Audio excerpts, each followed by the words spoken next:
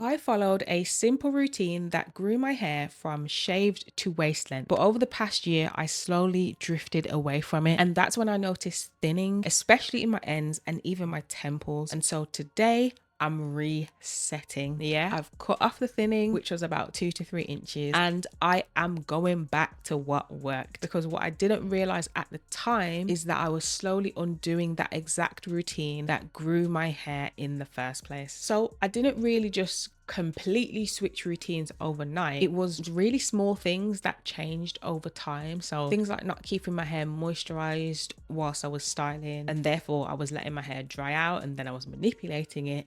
And of course, manipulating dry hair equals breakage. So there was also things like not sticking with the products or ingredients that I know works for me. So things such as castor oil, shea butter, and flaxseed gel. And it was also me not sealing my ends consistently, So these were really small changes that I didn't fully notice straight away, but my hair noticed. And of course, that's when I clocked that something had gone wrong. But instead of me just trying something brand new, instead of me adding to the routine, I'm stripping it back. I'm going back to what already gave me the results, what is already proven to work for my hair and also my length retention journey to get to tailbone length.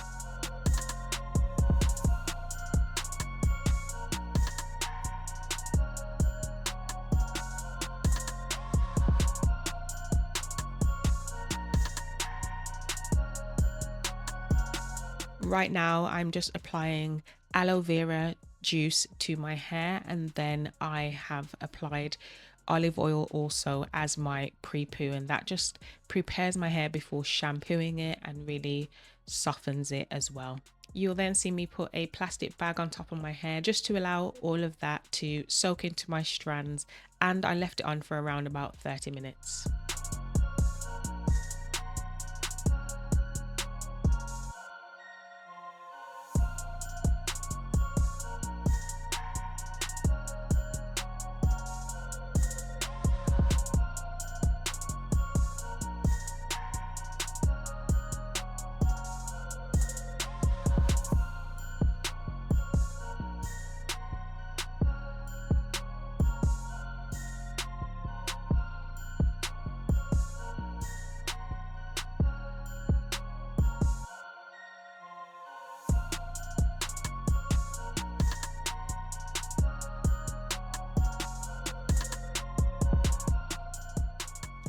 After putting on the plastic bag, I did then put on my hair bonnet as well to trap in as much heat. So now going to my wash, I was using African black soap shampoo after I drenched my hair with water. Sometimes I choose to wash my hair in the bath because it's sometimes just a little bit easier. It's not necessarily a staple in my routine. It really is just up to how I feel on the day as to whether I wash it in the bath or whether I wash my hair whilst I'm showering.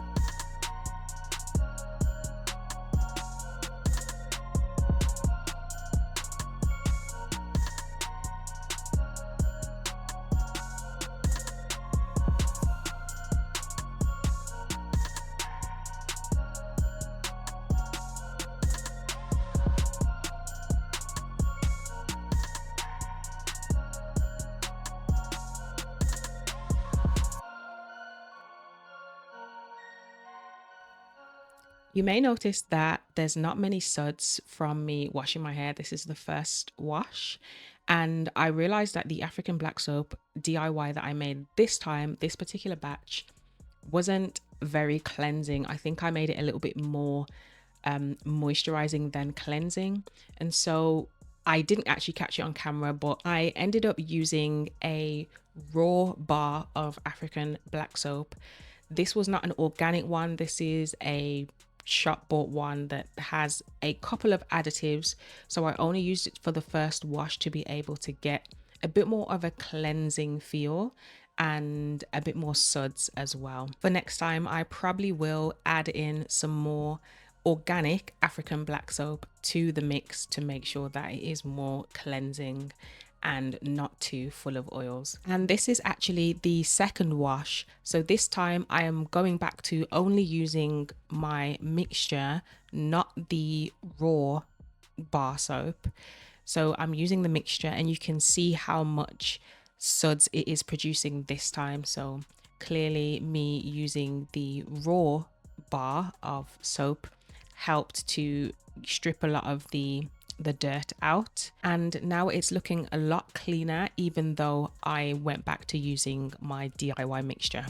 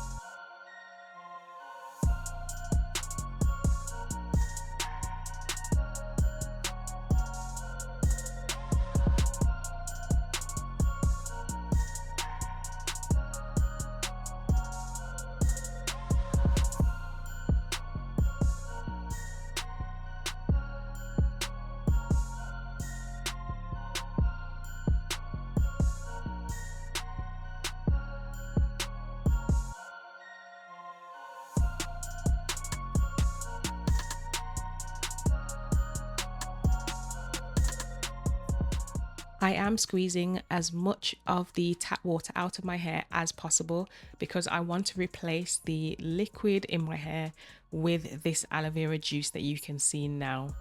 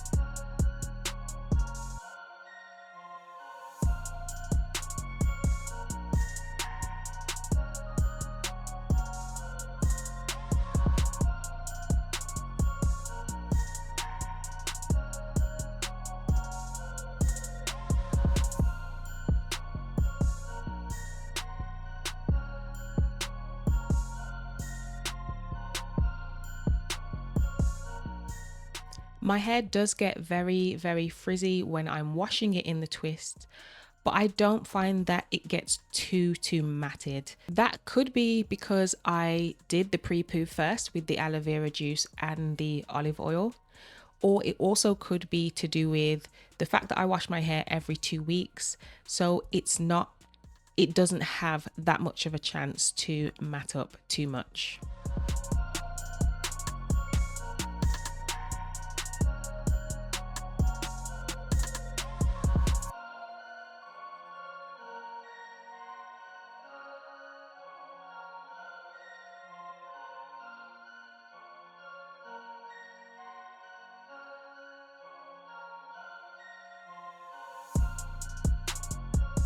I had previously attempted a cane roll style. I wanted to put some cane rolls all over my head and the style would have looked so good. But as I was doing it, I could hear my hair breaking. So the cane rolls in the back of my head are not my usual practice. My hair will typically be in twists.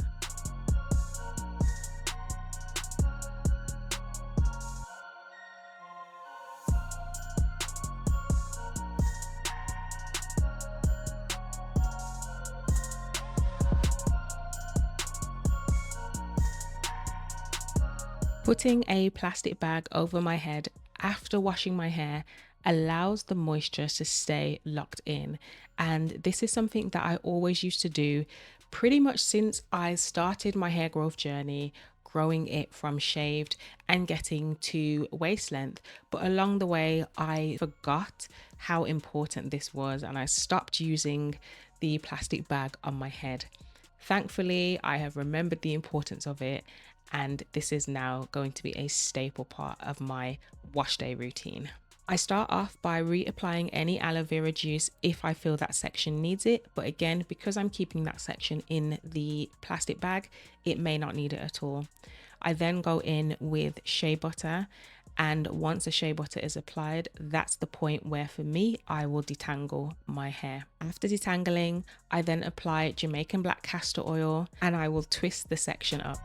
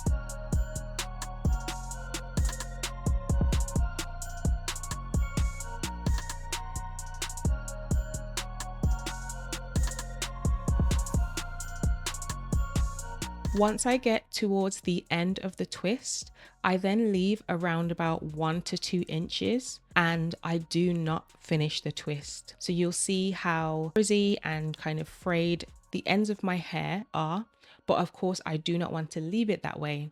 And I also don't want to twist it to the end because that can cause breakage. So what I will do instead is apply some flaxseed gel to the ends of my hair. If you want to know how flaxseed gel can benefit the ends of your hair, I'm going to link a video above.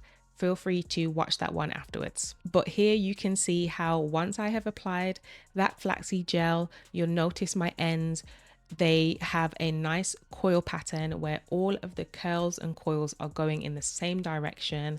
This is helping me to retain length and to reduce single strand knots, split ends, and breakage.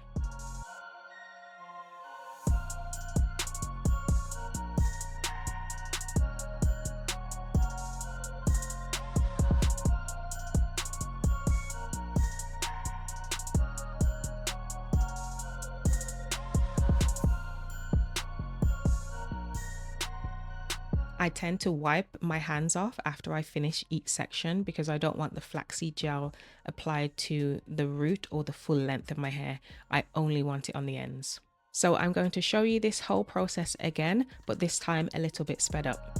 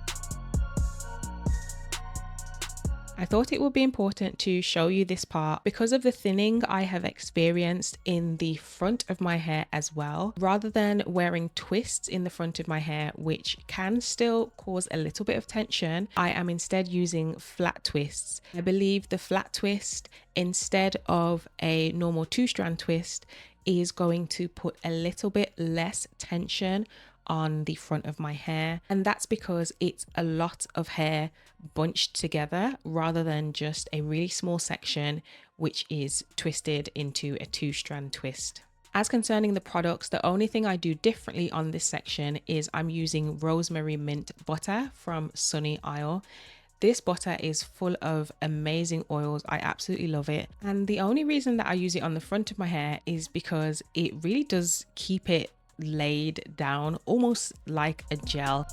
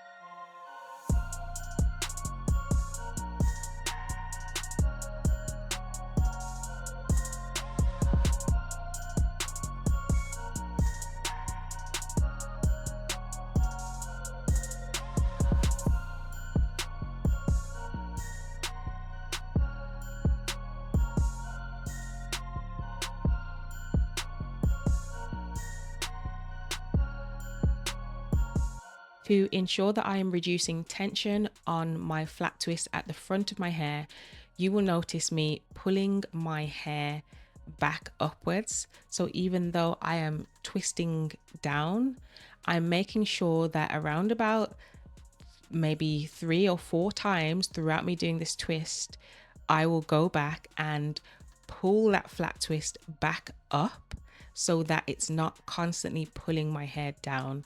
Hope that makes sense as you can see me doing it.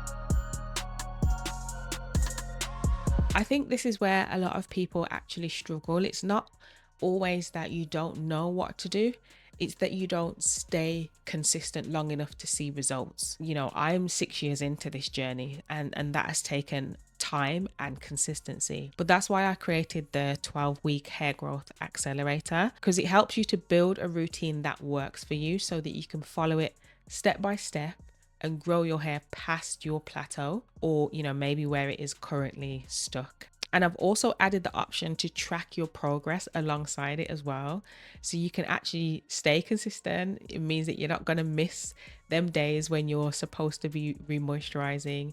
You can also track your length over time, so you can always see how far you've come. So if that's something that you need, I'll link it down below for you in the pinned comment.